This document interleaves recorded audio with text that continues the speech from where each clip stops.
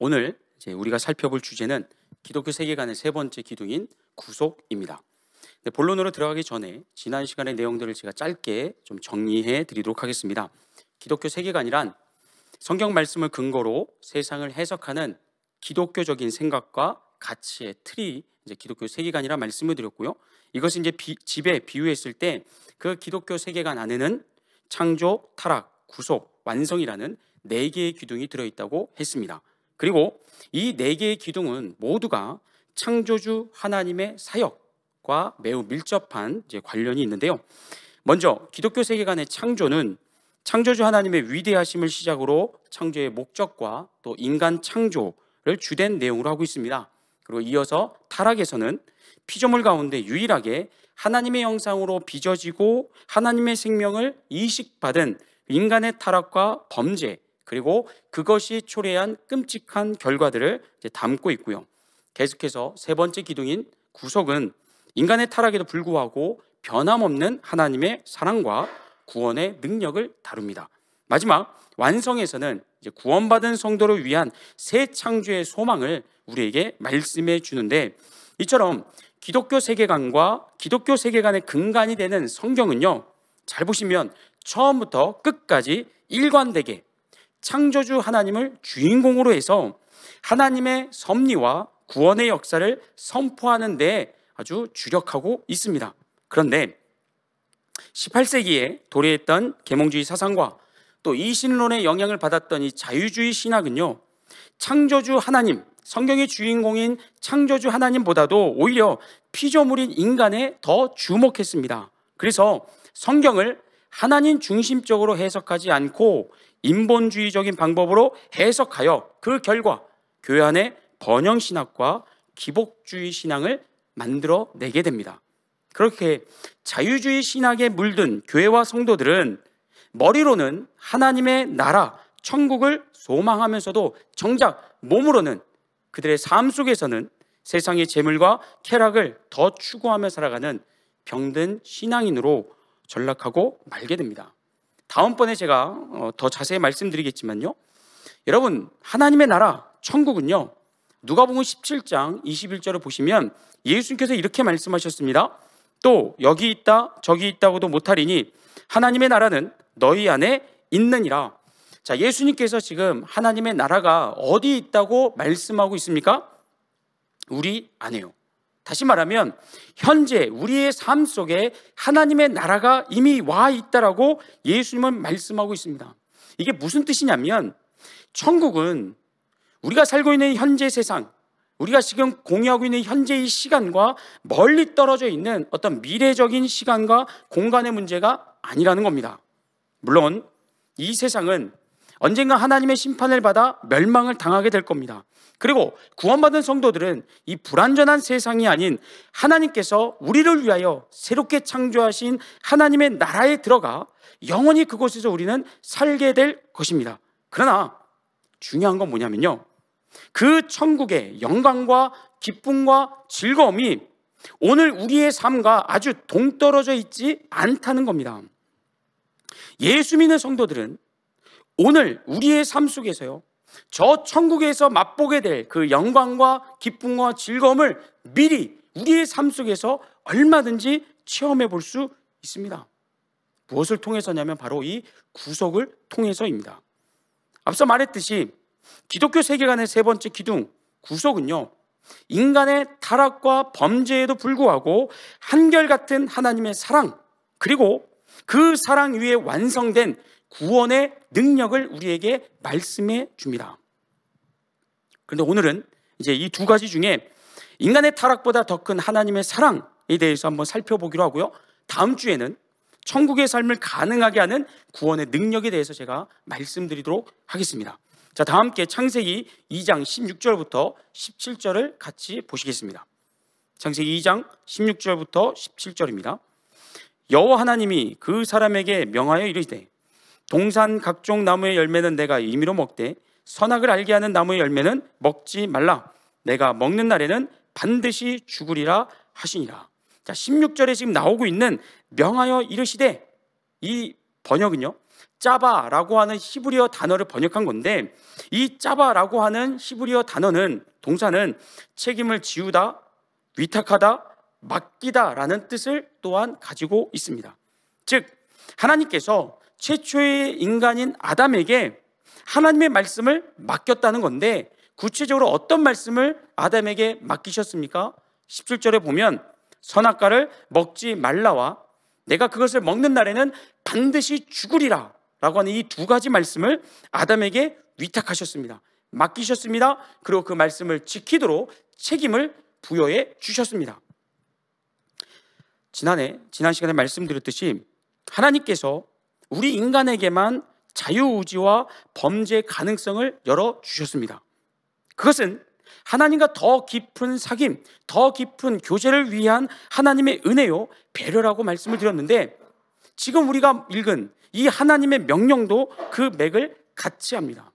여러분, 하나님께서 피조물 가운데 자신의 말씀을 위탁하고 맡기신 존재가 인간 말고 또 있습니까? 없습니까? 예, 없습니다. 인간이 유일합니다. 다시 말하면 아담과 하와가 하나님의 말씀을 맡은 것은 그것 자체로 인간이 얼마나 위대한 존재로 창조되었는가, 하나님이 얼마나 인간을 높게 평가하시는가를 보여주고요, 동시에 하나님이 우리를 얼마나 사랑하시는지를 또한 보여줍니다. 왜냐하면 아담과 하와가 하나님의 말씀대로 선악과를 먹지 않기 위해서는요, 먹은짓도 하고 보암직 또한 이 선악과를 보면서 탐심을 절제해야 합니다. 또한 뱀의 유혹을 물리쳐야 됩니다. 그런데 아담과 하와가 어떻게 그 탐심을 절제하고 거룩함을 유지할 수 있는가? 방법은 하나입니다. 늘 깨어서 하나님만 바라보고 하나님께 집중하는 겁니다.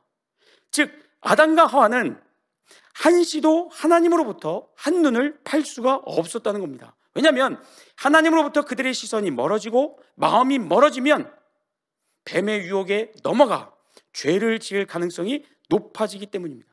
그러니까 하나님의 명령을 지키기 위해서는 하나님의 얼굴에 시선을 고정하고 뱀의 달콤한 유혹보다 하나님의 음성에 더 귀를 기울이면서 하나님이 그들에게 맡겨주신 말씀, 선악과를 먹지 말라, 내가 먹는 날에는 반드시 죽으리라, 이 두 말씀을 어떻게 해요? 끊임없이 기억하면서 끊임없이 되새기고 되뇌이면서 하나님을 찬양하는 삶, 이것이 저들 안에서 일어나는 탐심과 뱀의 유혹을 이길 수 있는 유일한 방법이었습니다. 하나님은 우리와 이처럼 서로 마음과 뜻과 힘을 다하는 참된 사랑, 더 깊은 교제와 사귐을 위하여 사실 인간에게 이런 말씀을 맡기시고 순종을 요구하셨다는 겁니다.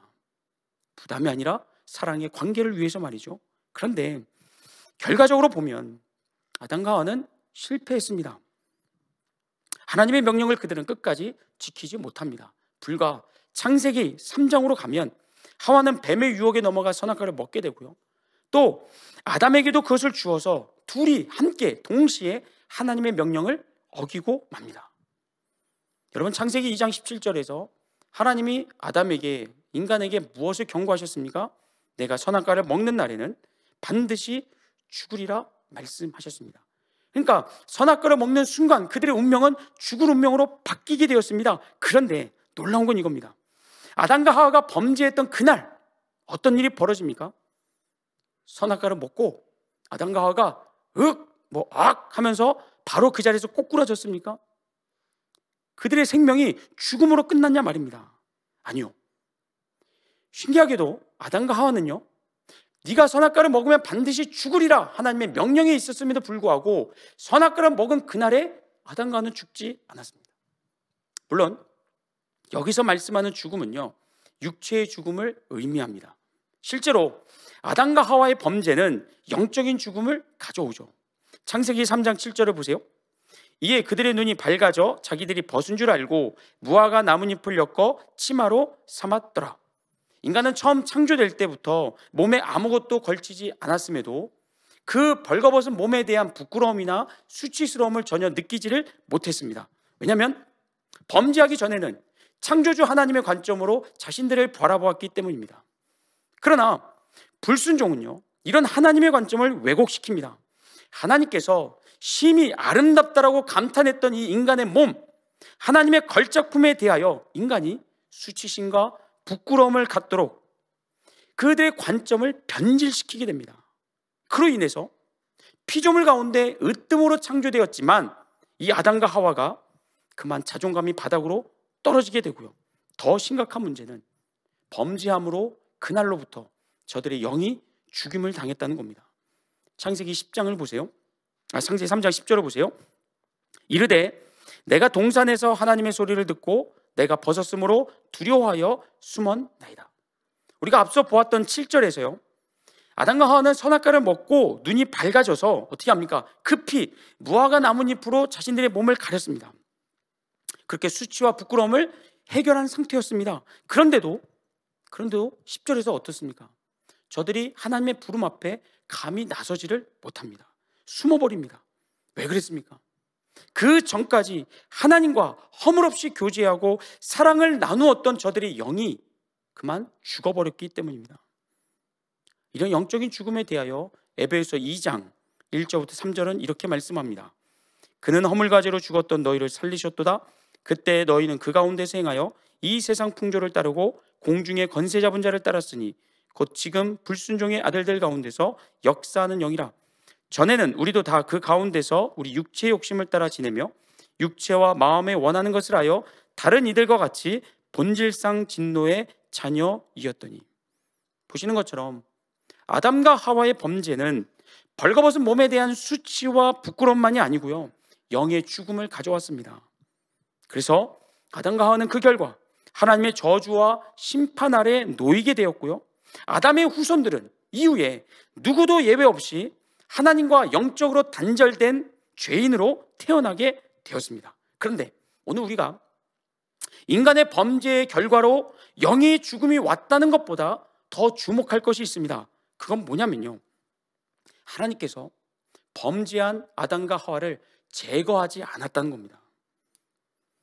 창조주로서 하나님은 이 범죄에서 불량품이 되어버린 인간을 제거하고요, 다시 만들어낼 수도 있었습니다. 그래도 누구 하나 하나님을 비난하거나 비웃을 수가 없었습니다. 토기장이가 마치 토기를 다루듯이 하나님은 얼마든지 인간을 만들고 부수고를 반복하실 수 있었습니다. 그런데 그렇게 하지를 않으셨다는 거죠. 왜 그랬을까요? 대체 하나님은 하나님의 명령을 이렇게 보기 좋게 어기고 불순종해서 불량품이 되어버린 아담과 하와를요, 왜 즉시 제거하시지 않았을까? 그 질문의 답은 이겁니다. 하나님께서 애초에 우리 인간을 다시 만들 계획이 없었기 때문입니다. 설사 저들이 범죄하더라도, 영이 죽어서 불량품이 되더라도, 하나님의 가슴에 대못을 박더라도 다시 그 인간을 만들어낼 계획을 하나님은 처음부터 갖지를 않으셨습니다. 왜요? 우리 인간을 너무나도 사랑하셨기 때문이에요. 이 같은 하나님의 사랑을 우리는 부모님의 자식 사랑에서 찾아볼 수가 있습니다. 부모된 성도 여러분, 여러분의 자녀를 처음 품에 안았을 때를 기억하십니까? 그때 그 자녀들은 정말로 작고 보잘것없게 생겼습니다. 그냥 핏덩이에 불과했습니다. 그런데 그런 자녀를 보면서 여러분은 어떤 생각을 하셨습니까? 혹시 이 아이가 나중에 커서 사고 칠지 모르니까 그냥 이 아이를 쓰레기통에 갖다 버려야 되겠다, 여러분 그렇게 생각하신 분이 계십니까? 한 사람도 없을 겁니다. 저도 그랬습니다. 막내인 샤이리는 물론이고요, 이제 좀 컸다고 막 대드는 샤로니와 샤이니를 처음 제 품에 안았을 때요, 얘들이 앞으로 나를 얼마나 힘들게 하고 얼마나 속상하게 할까를 그때 걱정하지를 않았습니다. 왜냐하면 그럴 겨를이 없었습니다. 이제 막 엄마 뱃속에서 나와서 얼굴도 지저분하고요, 눈도 못 뜨고 그냥 겨우 숨만 쉬고 있는 그 핏덩이가요, 너무 이쁘고 너무 사랑스러웠습니다. 그래서 그 아이들을 보는 내내 제 마음에는 이 아이들을 통해서 얻게 될 나중에 당하게 될 상처와 아픔과 상심과 걱정과 근심보다도 그 아이에 대한 사랑과 그 아이에 대한 책임감이 더 무겁게 다가왔습니다. 얘가 앞으로 무슨 짓을 하더라도 세상 사람들이 다 이 아이를 멀리하고 무시하고 조롱하더라도 끝까지 나는 아빠로서 이 아이의 곁을 지키겠다고, 이 아이를 응원해주고 사랑해주고 지켜주겠다는 결심만 제 안에는 가득 차 있었습니다. 아마 여러분도 저와 같은 생각이셨을 겁니다. 우리의 자녀를 처음 품에 안는 그때 그 아이를 향한 사랑과 각오가 저보다 더하면 덜했지 덜 하시지는 않았을 겁니다. 근데 우리 하나님도 그랬다는 겁니다. 자신의 형상을 꼭 닮은 아담과 하와를 보시면서 이놈들이 나중에 사고치면 없애버리고 다시 만들어야 되겠다고 하는 그런 생각조차를 아예 하나님은 갖지 않으셨다는 겁니다. 그 대신에요, 하나님은 아담과 하와를 보시면서 어떤 생각을 하셨을까요? 얘들이 무슨 짓을 하더라도 내가 이 아이들을 끝까지 책임지겠다는 각오와 결단으로 충만하셨습니다. 그리고 그런 하나님의 각오와 결단이요, 창세기 3장에서 그대로 나타납니다. 먼저 창세기 3장 16절부터 17절을 보겠습니다.